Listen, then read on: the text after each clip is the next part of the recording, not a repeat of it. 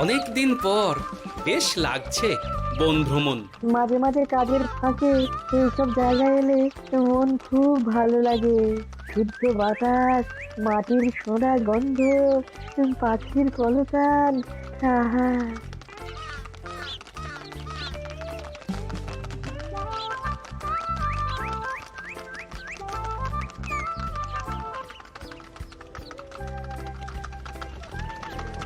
মহারাজের রথ থামছে। আমরা এইখানে বসে আজ রাজকার্য পরিচালনা করব। মন্ত্রী, তুমি ঝটপট এখানে বসার বন্দোবস্ত করে দাও। আমি এক্ষুনি ব্যবস্থা করে দিচ্ছি মহারাজ। এই এখানেই আমাদের বসার জন্য ছাউনি করে দাও। এক্ষুনি করে দিচ্ছি মন্ত্রী মশাই। এরা বসার জায়গাটা করে দিক, ততক্ষণ আমরা একটু হেঁটে আসি।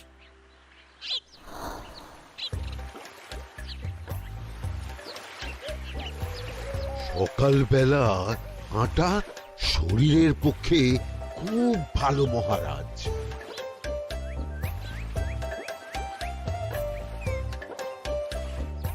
আগেকার দিনে রাজা মহারাজরা এই সব বনে মৃগয়া করতে আসতেন।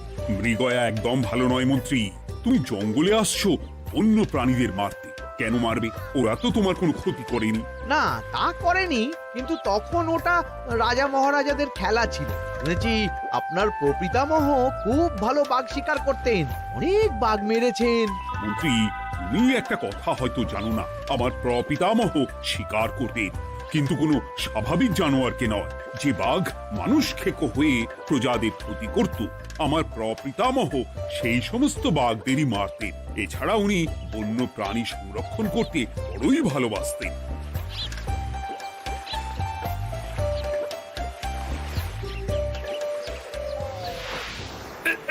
উফ, এটা আবার কি? এই এটা আবার কোথা থেকে উড়ে এলো? কোথাও তো ঝড় হাওয়া কিছুই নেই।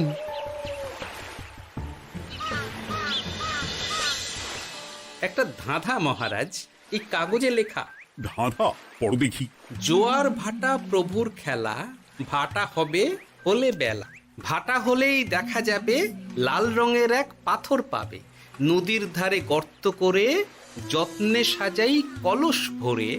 হেথায় হোথায় ছড়িয়ে যাহা, অন্ধকারে জলে তাহা। ঢুকলে চক্ষু ঝলসে যাবে, হাতের কাছে ঘন্টা পাবে। ঠিক ঘন্টা বাজলে পরে পড়বে ঝরে থরে থরে। ঘন্টা যদি হয় ভুল, যেন তুমি হারাবে কুল। ঠিক ঘন্টা চিনতে হলে নকশা দেখো চক্ষু খুলে। সিন্দুক দেওয়ালে হাত দাও, আসল ঘটনা জেনে নাও। ওরে বাবা, খুব দীর্ঘ ধাঁধা। তা মন্ত্রী, তুমি কিছু বুঝলে? এটা একটা গুপ্তধনের নকশা। এর মধ্যে গুপ্তধন কোথায় আছে তার একটা ধারণা দেওয়া আছে।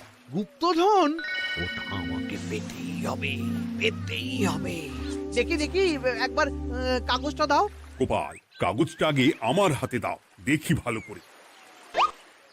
এখন নদীতে জোয়ার চলছে গোপাল। একটু পরেই ভাটা শুরু হবে। হ্যাঁ, ভাটা না হলে কিচ্ছু বোঝা যাবে না।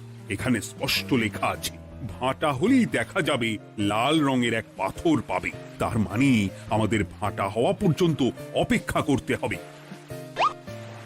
না, সময় নষ্ট না করে ধাঁধাটার সমাধান করতে শুরু করি। ভাটা হলে একটা লাল রঙের পাথর দেখা যাবে, এই পর্যন্ত পরিষ্কার আছে। বুঝতে হবে ওর পর থেকে। পড়ো গোপাল, চলো আমরা সবাই বুদ্ধি লাগাই। নদীর ধারে গর্ত করে যত্নে সাজাই কলস ভরে। এটার অর্থ, ধাঁধাটা মাথায় বসিয়ে নিয়েছি, এবার কে কি বলবে সেটা শুনতে হবে। চলো গোপাল, আমরা ধাঁধা যেমন যেমন বলেছি তেমন তেমন ভাবেই চলি। চলুন মহারাজ, এখন আমাদের দেখতে হবে লাল পাথর। কোথায় আছে লাল পাথর? চলো চলো সবাই, চোখ কান খুলে আমরা নদীর পাড় ধরে হাঁটি। আমি একটু তফাতে হাঁটি। গুপ্তধন আমাকে একা পেতে হবে। ভাটা হলেই দেখা যাবে লাল রঙের এক পাথর পাবে। আমাকে চোখ কান খোলা রাখতে হবে।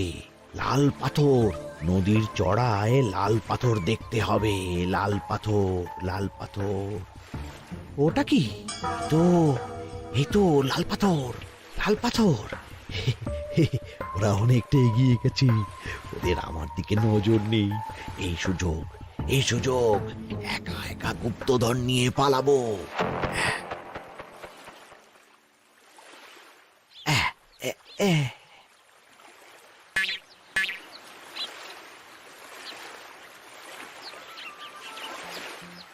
কি গো, আমরা তো হেঁটেই চলেছি, লাল পাথর তো কই দেখতে পাচ্ছি না।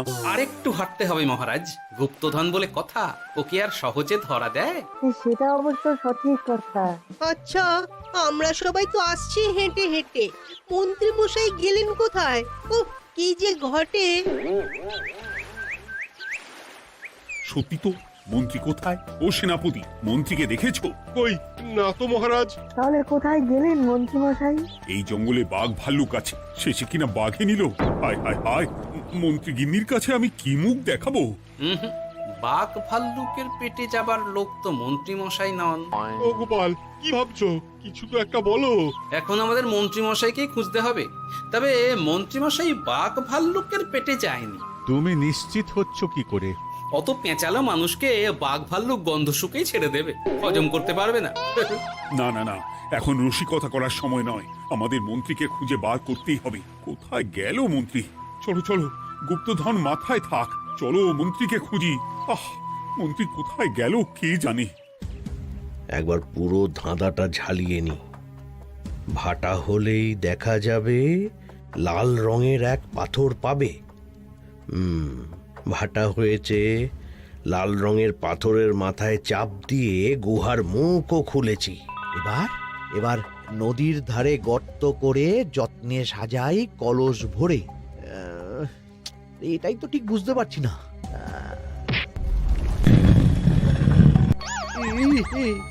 এই রে, এবার কি হবে? হ্যাঁ, মহারাজ, কোথাও একটা আওয়াজ হলো। এই, আওয়াজটা কোন দিক থেকে হলো? চলুন সামনে এগিয়ে যাই। আমার মনে হয় আওয়াজটা সামনের দিক থেকে এলো। আমারও তাই মনে হলো। তবে কি মন্ত্রী মশাই লাল পাথরের হদিশ পেয়ে গেছেন? আমাদের চোখে পড়লো না, অথচ মন্ত্রী মশাইয়ের চোখে পড়ে গেল। আসলে আমরা কথা বলতে বলতে গেছি, তাই নজরে পড়েনি। মন্ত্রী মশাই একা একা আমাদের পেছন পেছন আসছিলেন। উনি ইচ্ছে করেই আমাদের পেছনে পেছনে আসছিলেন। নিজে একা গুপ্তধন নিয়ে যেতে চেয়েছিলেন, এখন কোথায় আছেন কে জানে।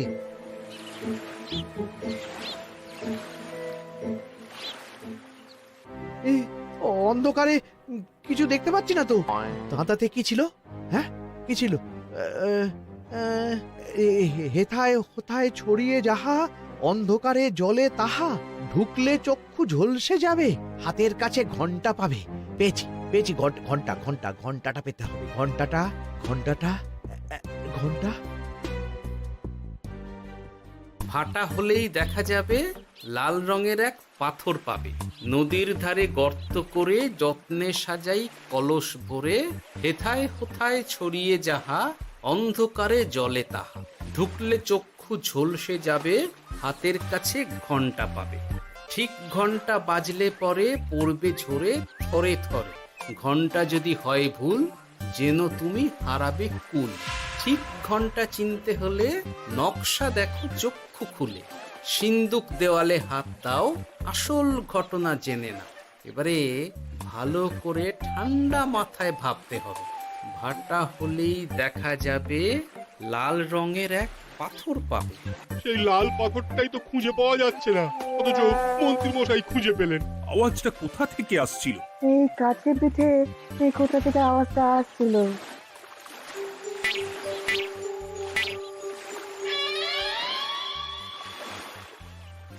এই তো, এটাই মনে হয় সেই লাল পাথর। একটু নাড়িয়ে চাড়িয়ে দেখি তো কিছু হয় কিনা।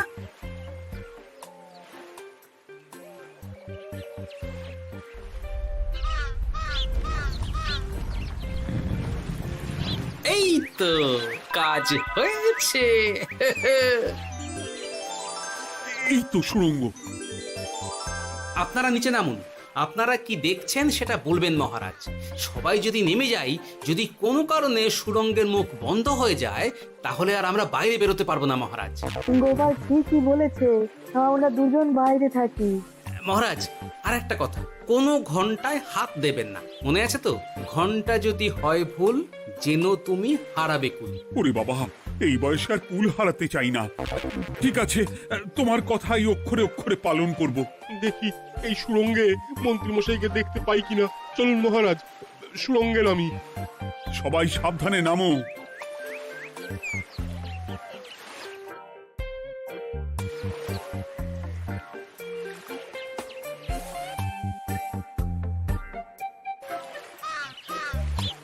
মহারাজ, ওখানে কি কি দেখতে পাচ্ছেন? ওখানে কি মন্ত্রী মশাই আছেন? না গোপাল, মন্ত্রীকে এখনো দেখতে পাইনি। শুধু আমি এখানে অজস্র পাথর দেখতে পাচ্ছি। পাথরে পাথরে ছয় লাভ, ছোট বড় অজস্র। পাথরগুলো বড় অদ্ভুত, কিরকম কিরকম মানুষ মানুষ গড়ন। লম্বা বেঁটে হরেক রকম। মানুষ মানুষ গরম, সেটা কি রকম? আর কিছু? কোনো কলসি কি দেখতে পাচ্ছেন? কলসি তো দেখতে পাচ্ছি না। মহারাজ, কলসি থাকতেই হবে, কারণ ধাঁধায় লেখা আছে নদীর ধারে যত্ন করে যত্নে সাজাই কলস ভরে। গর্তটা আসলে হলো সুড়ঙ্গ, কিন্তু কলস। মহারাজ, মহারাজ, এইদিকে এইদিকে একটা কলসের মতো কি যেন আছে। এইদিকে আসুন, এদিকে এদিকে। হ্যাঁ গোপাল, দেখতে পেয়েছি। এবার আমি যেরকম যেরকম বলবো সেই রকম সেরকমই করবেন। আমি বিজ্ঞানীকে নদী থেকে জল তুলে পাঠিয়ে দিচ্ছি। পাত্র কোথায় পাবে? আমাদের জল খাবার যে পাত্র আছে সেটা আনতে লোক পাঠাচ্ছি। ঠিক আছে। শুধু একটা কথা বলছি, আপনারা কেউই সুড়ঙ্গের ভেতরে কোনো কিছুতে হাত দেবেন না। কেন গোপাল? সব পরে বলবো, এখন আমি যা বলছি সেটা শুধু মনে রাখুন। সুড়ঙ্গের ভেতরে কিছুতে হাত দেবেন না। ঠিক আছে। প্রহরী, তুমি যাও, যেখানে আমাদের বসবার আয়োজন করা হয়েছে সেখানে গিয়ে একটা জলের পাত্র নিয়ে নদী থেকে জল ভরে নিয়ে এসো। গোপাল, মন্ত্রী মশাই কোথায় গায়েব হয়ে গেলেন? কোথাও গায়েব হয়ে যাননি বিজ্ঞানী, কোথাও গায়েব হয়ে যাননি উনি। উনি ওই সুড়ঙ্গের ভেতরেই আছেন। কিন্তু কেউ তো ওনাকে দেখতে পাননি। সম্ভবত পাথর হয়ে আছে। এখন কিভাবে পাথর হয়েছেন সেটা তো আমি বলতে পারবো না। সবটাই স্বপ্নের মতো লাগছে। ঠিক যেন স্বপ্নের মতো লাগছে। এই জীবনে সুরঙ্গ দর্শন হয়ে গেল। আমাদের পাতাল প্রবেশ। পাতালে আসিয়া আমি মনে মনে বলি, গুপ্তধর নিয়ে আমরা যেন সৎ পথে চলি। তোমার এখনো কাব্য আসছে সভাকবি? আসছে মানে কাব্যের সাথে আছে রোমাঞ্চ, করছে গা শীত, হচ্ছি আমি অধীর। মহারাজ, জল দিয়ে বিজ্ঞানীকে পাঠাচ্ছি। কি করতে হবে বিজ্ঞানীকে সব বলে দিয়েছি। তুমি ভেতরে আসবে না? আসবো ঠিক সময়ে। এখন আমি যেমন যেমন বলবো আপনি ঠিক তেমন তেমন করবেন। ঠিক আছে। বিজ্ঞানী, যেমন যেমন বললাম ঠিক তেমন তেমন ভাবে কলসিকে জল দিয়ে পরিষ্কার করবে। মনে রেখো, ধাঁধায় আছে কলসি সাজাই যতন কর। তুমি একটা কথা মনে রেখো বিজ্ঞানী, কোথাও হাত দিও না কিন্তু। ঠিক আছে গোপাল, তোমার উপস্থিত বুদ্ধির তুলনা নেই। আমি যাচ্ছি গোপাল। সাবধানে সাবধানে। মহারাজ, বিজ্ঞানী যাচ্ছে। সাবধানে নামো, সাবধানে। মহারাজ, কলসিটা কোথায়? ওই তো, একটু সাবধানে যাও।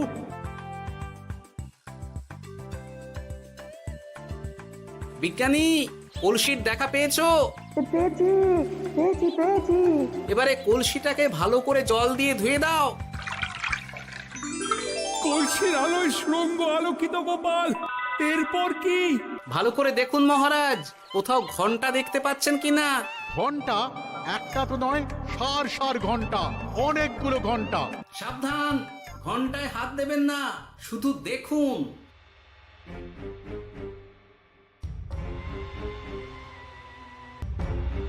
মহারাজ, আমরা গুপ্তধনের খুব কাছে চলে এসেছি। তাই নাকি? কি মজা কি মজা, এবার খাবো ক্ষীরের গজা। আহ, সভাকবি চুপ করো। এখনো আমরা গুপ্তধন পাইনি। বাবার মুখে দাঁড়িয়ে সবগুলো তারা আঁকা। বিজ্ঞানী, কোনো ঘন্টায় চাঁদের নকশা করা আছে কি? একটু দেখে বলো না। আমি আতস কাজ নিয়েই দেখছি, সব ঘন্টাতেই তারা আঁকা। খবরদার, কোনো ঘন্টাকেই ছোঁবে না। ঠিক আছে, কোনো কিছু না ছুঁয়ে আমি দেখছি। পেয়েছি গোপাল, চাঁদ আঁকার ঘন্টা পেয়েছি। ওই ঘন্টাটা বাজাও, বাজাও।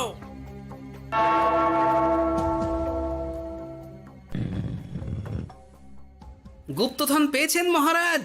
বাঁচাও, বাঁচাও, বাঁচাও। বাঁচান মহারাজ, বাঁচান বিজ্ঞানী, মহারাজ, মন্ত্রীর গলা পাচ্ছ না? মহারাজ, আমি পাথর হয়ে আছি, আমাকে মানুষ করুন মহারাজ। তুমি তো মানুষই ছিলে, হঠাৎ করে পাথর হলি কেন? মহারাজ, গুপ্তধন পেয়েছেন? পেয়েছি, তার সাথে মন্ত্রীকেও পেয়েছি। মন্ত্রী এইখানে কোথাও পাথর হয়ে দাঁড়িয়ে আছে। দাঁড়ান মহারাজ, এবার আসছি। সাবধানে এসো। আমি ভেতরে যাচ্ছি, বুঝলে? যদি কোনো কারণে দেখো পাথরটা গুহার মুখটা আটকে দিয়েছে, অমনি তোমাদের কাজ হলো পাথরটাকে ছুঁয়ে ফেলা, বুঝলে? ঠিক আছে গোপাল দাদা। আমার মনে হয় বিপদ আর কিছু ঘটবে না, তবুও সাবধানের তো মান নেই। ঠিক আছে, তুমি নিশ্চিন্তে ভেতরে যাও। বাঁচাও, আমাদের বাঁচাও, আমাদের সবাইকে মানুষ করুন। আমাকে মানুষ করুন মহারাজ। আপনাকে তো মানুষ করা হবে মন্ত্রী মশাই। আগে বলুন, আপনি পাথর হলেন কি করে?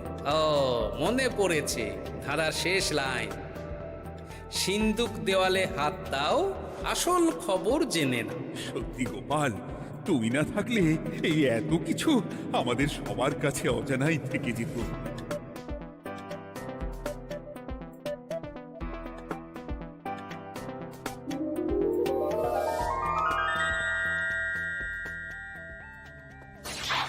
ধন্যবাদ আমাকে মুক্ত করার জন্য।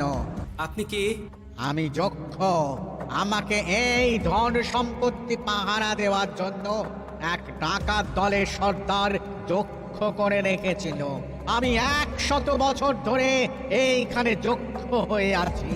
আমি তোমার জন্য মুক্ত হলাম গোপাল। এই সম্পত্তি তোমার গোপাল। সম্পত্তি নিয়ে আমি কি করব? আমি এই সব সম্পত্তি মহারাজকে দান করলাম, রাজ্যের অনেক কাজ হবে। তুমি ধন্য গোপাল, তুমি ধন্য। এবার আমার যাবার সময় এসেছে, আমাকে যেতে হবে। যাবার আগে এই পাথরগুলোকে মানুষ করে যান। এরা সব লোভী। আমি আমার সীমিত ক্ষমতায় এই গুপ্তধনের ধাঁধাকে এখানে যারাই ভ্রমণ করতে আসে তাদের হাতে তুলে দিই, কিন্তু কেউ এই ধাঁধার সমাধান করতে পারে না। সবার মনে লোভ কাজ করে, এই লোভ এদেরকে পাথর করে রেখেছে। পাথর হলো কি করে? একটা মানুষ এসে বুক ভরা লোভ নিয়ে আধা পুরো না জেনে পাথরে হাত দিলেই সে পাথর হয়ে যাবে। আমাদের ভুল হয়েছে, আর লোভ করবো না, আমাদের বাঁচাও। আমাকে মুক্ত করে দিন, আমার খুব ভুল হয়েছে মহারাজ, মুক্ত করে দিন আমায়। তুমি এখানে আগে এসেছিলে, তাই তো আগে এসে ভাবলে নিজেই একা একা গুপ্তধনকে হরপ করে দেবে। এদিকে তোমাকে না দেখতে পেয়ে আমাদের কত চিন্তা হচ্ছিল। যারা লোভী তারা কারো কথা ভাবে না, শুধু নিজের কথা ভাবে। আমাকে আর একটা সুযোগ দিন, আমি আর লোভ করব না মহারাজ। ও, তোমার কথার কোনো দামই নেই। না মহারাজ, আমাকে আর একটা সুযোগ দিয়ে দেখুন, আমি আর লোভ করব না, আমাকে মানুষ করুন মহারাজ।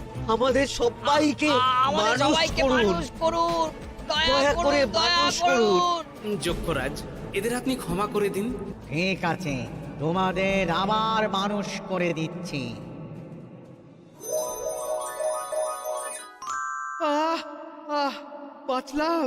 বাঁচলাম।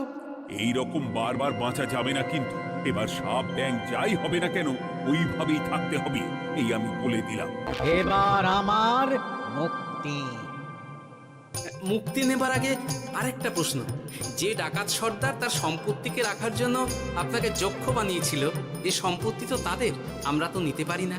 লোভ বড় খারাপ গোপাল, অতিরিক্ত লোভ মানুষকে পশু করে দেয়। ওই ডাকাত দল এই সম্পত্তির জন্য সবাই কাটাকাটি করে মরে গেছে, কেউ আর বেঁচে নেই। সুতরাং এই সম্পত্তিতে তোমার অধিকার আছে, এই সম্পত্তি তুমি গ্রহণ করো। নিলাম আমি, কিন্তু এই সম্পত্তি মহারাজকে আমি দান করলাম। ডাকাত দল জনগণের সম্পদকে লুটেই তো সম্পত্তি বানিয়েছে, তাই আমি জনগণের কাজে লাগবার জন্যই এই সম্পত্তি মহারাজকে দিলাম। গোপাল, তোমার জয় হোক। এবার তাহলে আমি যাই, তোমরা সবাই সুখে থেকো আর ভালো থেকো। গোপাল, তোমার তুলনা হয় না। তোমার ঋণ আমি কোনোদিন শোধ করতে পারবো না। তুমি কৃষ্ণনগরের জন্য যা করলে তা ইতিহাসে লেখা থাকবে। না মহারাজ, আমি এমন কিছু করিনি, এই কাজ সবাই করবে। জয় গোপালের জয়, জয় গোপালের জয়, জয় কৃষ্ণনগরের জয়।